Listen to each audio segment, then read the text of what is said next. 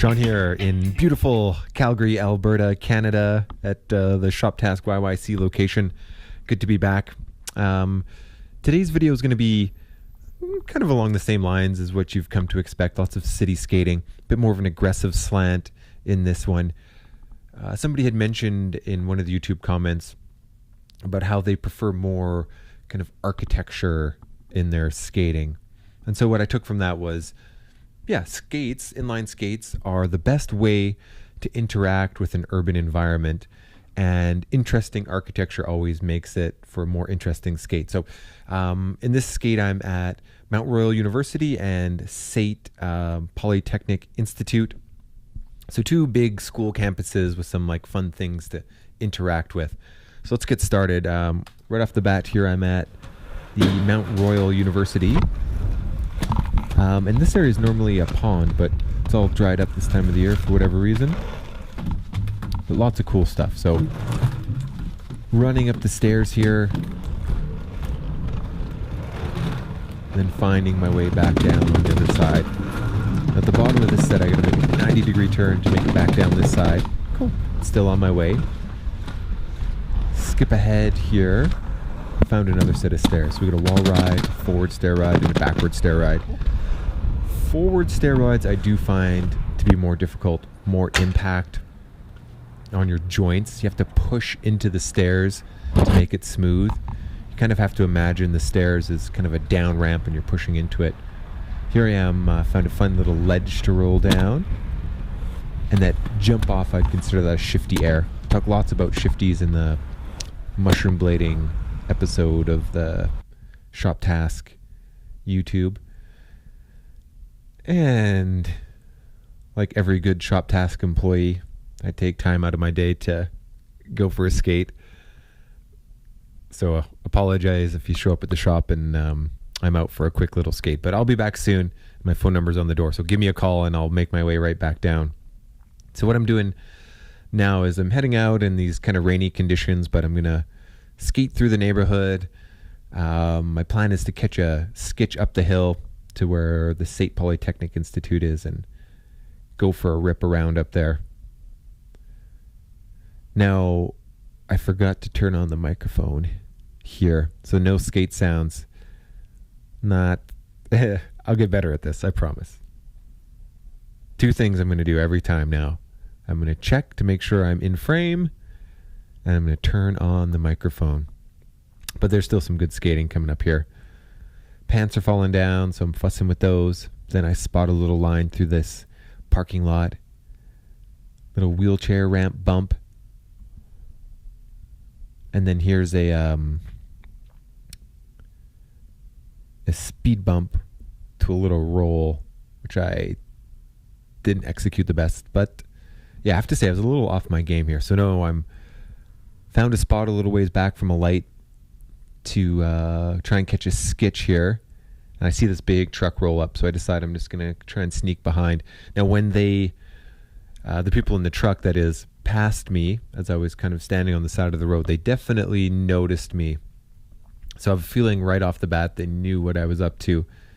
I still make my way up the hill. Now actually someone had asked in one of the comments if the drivers get angry with me as I'm skitching. And usually not so much, but this guy, you'll see at the top of the hill here, for whatever reason, I angered him by shining his bumper.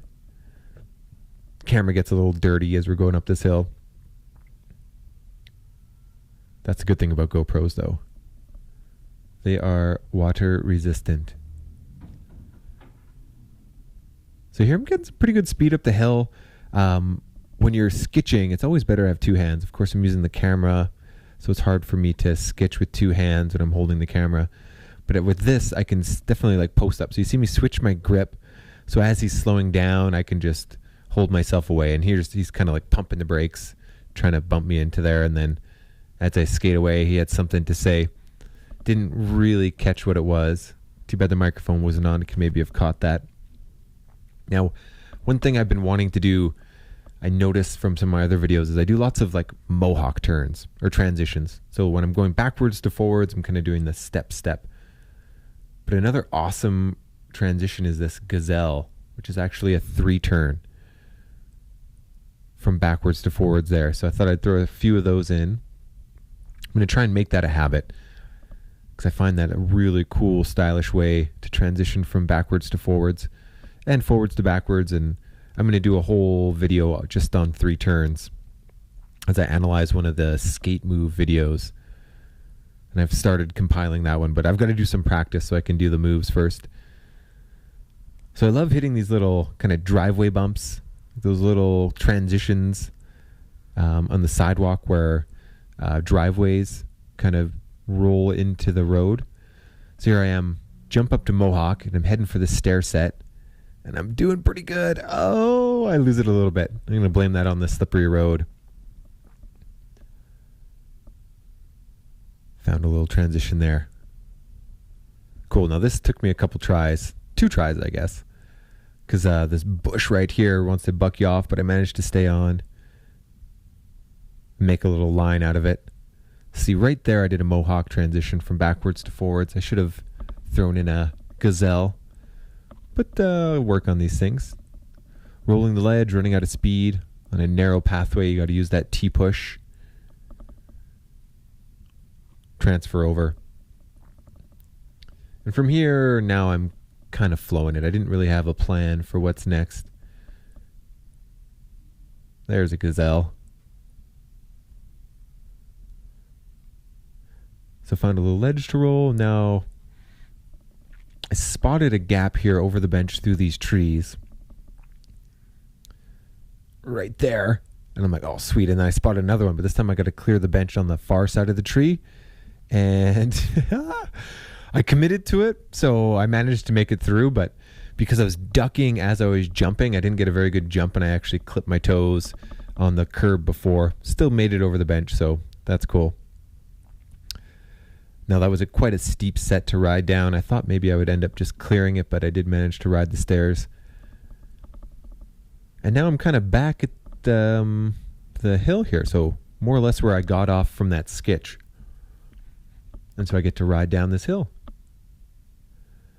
Now here I'm checking the traffic because I got to make a transition. So I'm trying to plan it. So I see the big truck and I think, okay, now I'm going to get behind the big truck before the cars come. And that's going to be my transition. And I have a bike lane here. So I knew there was space for me to make my way onto the road. And I've been down this hill a bunch of times. So I knew what I was in for. Of course, anytime you're going down a hill, if it's the first time, you don't want to start at the top because you're going to be in for a surprise. You want to start halfway or a quarter of the way and work your way up. Been down this hill a bunch of times, so I knew what I was up against, and I know that there's quite a long runaway at the bottom, meaning that it flattens out long before I get to an intersection and don't have much to worry about. A couple rough patches, but big wheels in a solid ready position. Right, you can never bend your knees too much. You gotta skate with bent knees. Let your wheels do the work and just ride your skates. So comfortable, ready position is always going to work good. Okay, getting close to the end here. I'm just riding out the hill now. Thanks again for watching. Please visit shoptask.ca and like, comment, subscribe. I'd love to talk to more of you guys, but getting a lot of good feedback on the comments. So please keep those up. All right, peace.